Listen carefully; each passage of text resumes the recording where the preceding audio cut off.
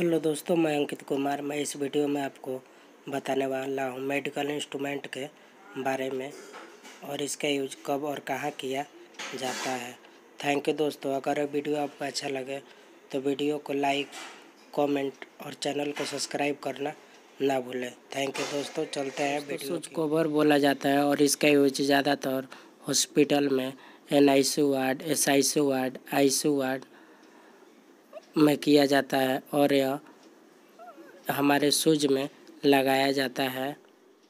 इसे ग्लव्स बोला जाता है, मेडिकल ग्लव्स बोला जाता है और इसका यूज तब किया जाता है जब किसी प्रोसीजर को करना होता है, तब इसका इस्तेमाल किया जाता है ताकि जब हम किसी पेशेंट पर किसी प्रोसीजर को करते हैं तो उससे इन्फेक्शन होने का डर रहता है। इसलिए इस ग्लव्स को अपने हाथ में पहनकर हम किसी भी प्रोसीजर को करते हैं ताकि इन्फेक्शन से बच सके। तो मास्क बोलते हैं और यह हमारे फेस को प्रोटेक्ट करता है और हमें इन्फेक्शन से बचाता है। दोस्तों ट्यूनिकेट बोला जाता है और जब किसी व्यक्ति का सैंपल लिया जाता है तो इस ट्यूनिकेट के सहायता से सैंपल को निकाला जाता है और या किसी व्यक्ति का नस को अच्छे तरह से देखना, यानी साफ साफ देखना होता है,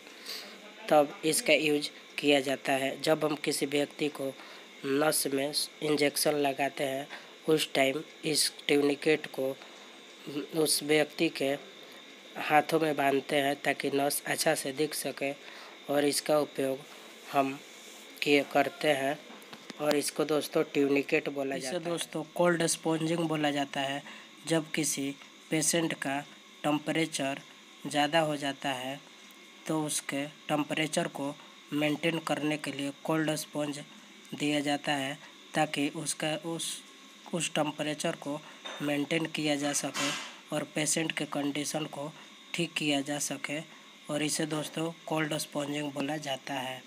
बॉडी ज़्यादा हीट हो जाता है तो कोल्ड स्पॉन्ज दिया जाता है। इंसुलिन इंजेक्शन बोला जाता है, यानी इंसुलिन सिरिंज भी इसे कहा जाता है और इसका उपयोग जब हम किसी पेशेंट को इंसुलिन लगाते हैं, यानी इंसुलिन उसके बॉडी में इंजेक्ट करते हैं, तो इस इंसुलिन इंजेक्शन के द्वारा इंसुलिन को इंजेक्ट किया जाता है। इसे थर्मामीटर बोला जाता है और इसका उपयोग तब किया जाता है जब किसी पेशेंट का टेम्परेचर मापना हो, यानी टेम्परेचर मेजर करने के लिए इसका उपयोग किया जाता है।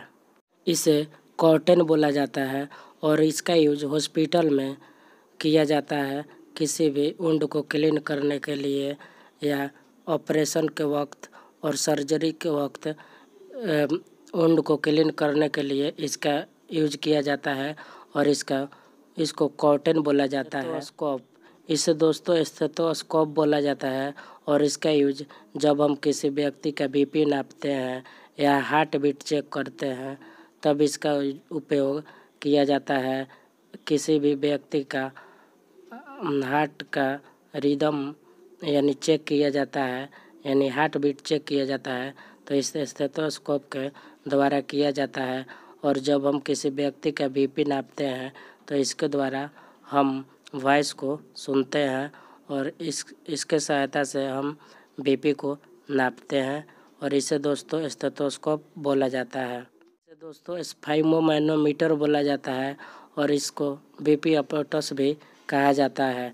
इसका उपयोग तब हम करते हैं जब किसी व्यक्ति का BP लेना होता है, यानी जब किसी व्यक्ति का ब्लड प्रेशर नापना होता है तब हम इसका उपयोग करके BP को नापते हैं। दोस्तों बैंडेज बोलते हैं। जब हम किसी व्यक्ति को बैंडेज करते हैं, यानी कहीं कट वट लग जाता है तो वहाँ पर इसी के द्वारा बैंडेज किया जाता है और इसको दोस्तों हम बैंडेज बोलते हैं। दोस्तों कैप बोला जाता है और इसको नीडल के ऊपर लगाया जाता है और नीडल को यह प्रोटेक्ट करता है, इसलिए इसको नीडल प्रोटेक्टर के नाम से भी जाना जाता है और इसे दोस्तों नीडल कैप कहा जाता है। दोस्तों इसे नीडल बोला जाता है और यह नीडल है जिसका यूज सिरिंज में किया जाता है। इसे दोस्तों सिरिंज बोला जाता है। जब किसी पेशेंट को IM या IV इंजेक्शन लगाना होता है तो इसी सिरिंज के द्वारा दवा को उनके बॉडी में पहुंचाया जाता है और इसे दोस्तों सिरिंज बोला जाता है।